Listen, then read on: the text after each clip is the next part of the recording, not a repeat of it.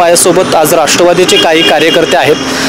काय सांगाल आता नेमका हा उद्यान जे आहे काय अवस्था आहे नेमकी?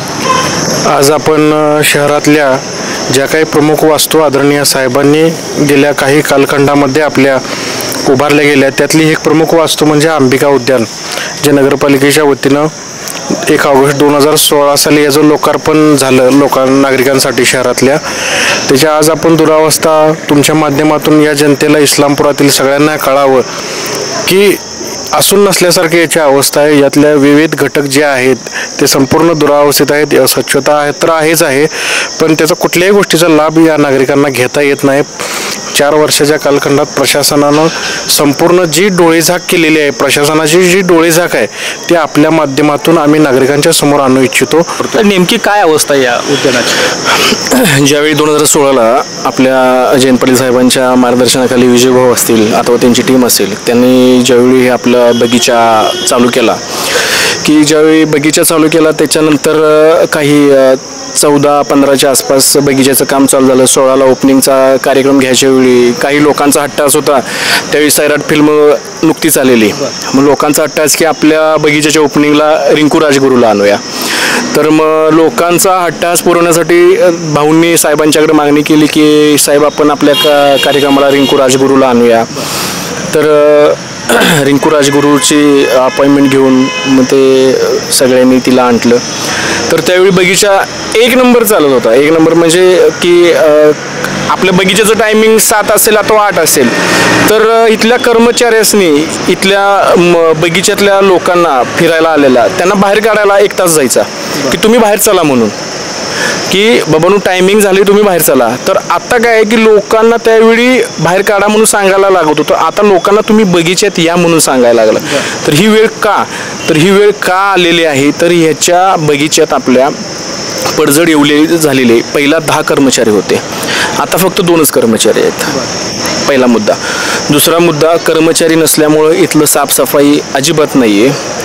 इथं पाणी पुरवठा कमीत कमी एक 25 ते 30 दिवस झालं इथं पाणी पुरवठा नसल्यामुळे बगीच्यातले जे झाडे आहेत ते कोमजलेले आहेत। लॉन आहे, लॉनला पाणी नसल्यामुळे लॉन पूर्ण खराब झालेलं आहे। हे बघता आपल्या इथं आल्यानंतर लहान मुलांना खेळण्यासाठी ससे थोडे आणून ठेवलेले बॉक्समध्ये, तर कर्मचारींविना ससे हे त्यांना योग्य ठिकाणी देऊन ते ससे इथून गेलेले आहेत।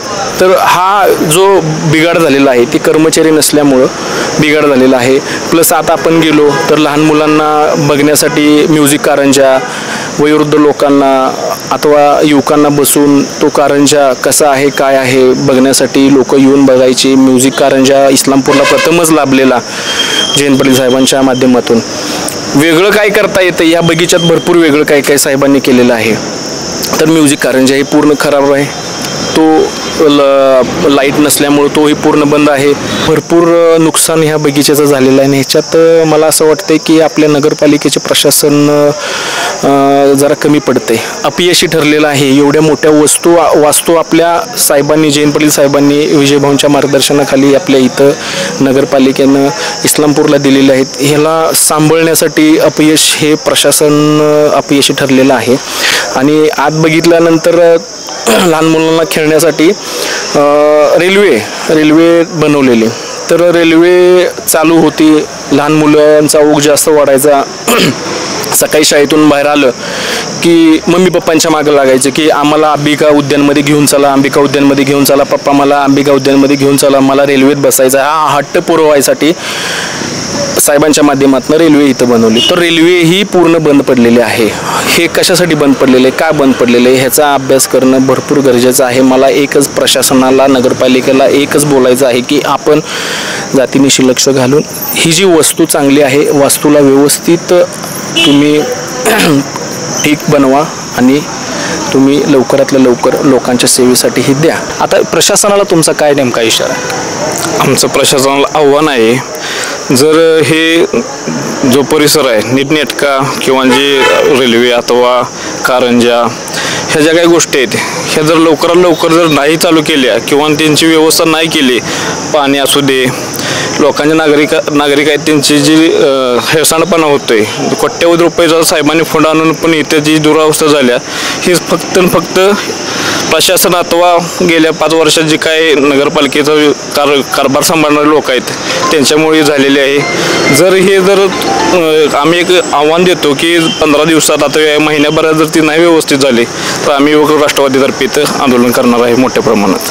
तर नक्कीच आपण बघितलं की राष्ट्रवादीचे काही कार्यकर्ते या ठिकाणी हे उद्यान बघण्यासाठी आले होते आणि उद्यानाची अवस्था अतिशय बिकट या ठिकाणी झालेली आपल्याला बघायला मिळते. आणि येणाऱ्या काळामध्ये जर काही उद्यान व्यवस्थित नाही केलं, त्यामध्ये असणाऱ्या सोयीसुविधा व्यवस्थित ठीकठाक नाही केल्या तर राष्ट्रवादीच्या युवक पदाधिकाऱ्यांच्या वतीनं आंदोलनाचा इशारा देण्यात आला आहे.